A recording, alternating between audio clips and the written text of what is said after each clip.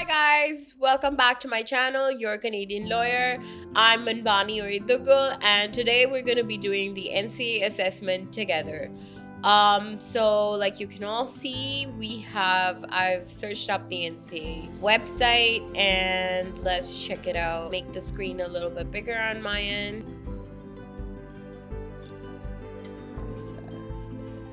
Okay, let's go down to the assessment. Okay, and there we go. Sorry guys, it's been a while since I've done this. So who can apply? Somebody who's internationally trained.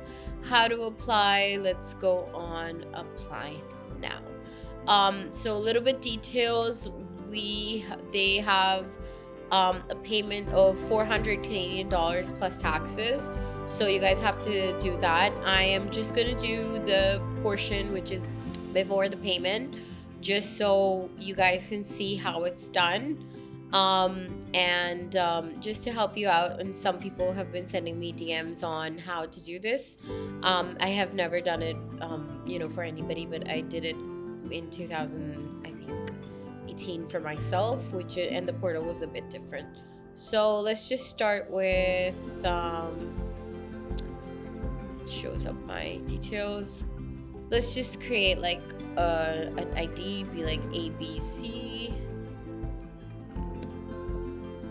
Okay, so your full name, if you have a middle name, your date of birth, 1993 June.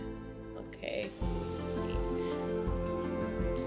Now, this is important. Please give an email which you're readily available on and you keep seeing, because it's just going to be tough if you miss any of the emails from the NCA. I'm just going to put my law firm's email just so we have, something to put.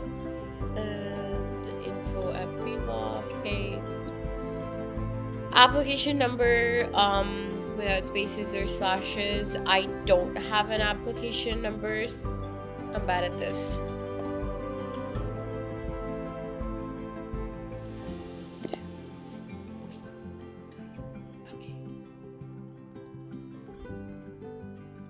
Okay, so an email will be forwarded to you and provided. You must click on the link. So I'm just gonna go do that and I'll be back in a second.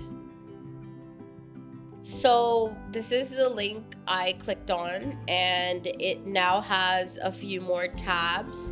Like previously it was just personal information, because they verified my email. So this is, what they've added is personal information, contact information, pre-law education, legal education, license, and everything. So let's go with female. I don't want to go for the gender pronouns. English, just in case, like for example, when I started my NCAs, I was Manbani Ori, but when I have a master's degree which has double, so you can maybe add your new last name in case that's the case. And I guess in this case I don't want to, so let's proceed. Okay, so address, sorry, that's just showing up my personal information. You can put anything which you're presently using. When you get your certificate of qualification, they will re-ask you for an address at that time.